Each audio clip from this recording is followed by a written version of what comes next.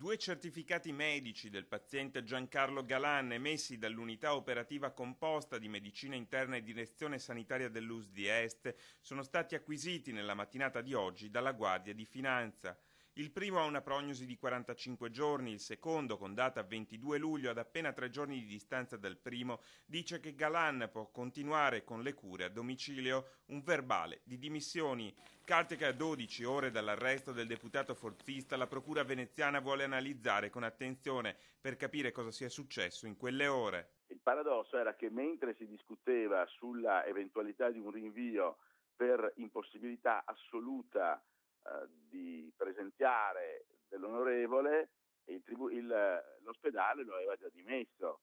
Per questa ragione i finanziari hanno chiesto copia delle carte all'ULSS. Del resto, ha spiegato il procuratore aggiunto di Venezia, Carlo Nordio, questa mattina a Radio Radicale, la Camera ha tentato fino all'ultimo di rinviare la votazione, nonostante l'ex governatore del Veneto avesse già in mano un certificato di dimissioni.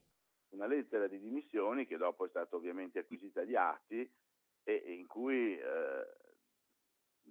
da cui emerge una patologia perfettamente compatibile con la possibilità di un trasporto in Parlamento per difendersi. Le fotografie del diretto interessato con un piccolo gesso hanno fatto il giro d'Italia. Galan ha passato la sua prima notte in cella, una camera di pernottamento è il termine tecnico con cui vengono identificate le stanze che si trovano dentro la clinica del carcere di massima sicurezza di Opera a Milano.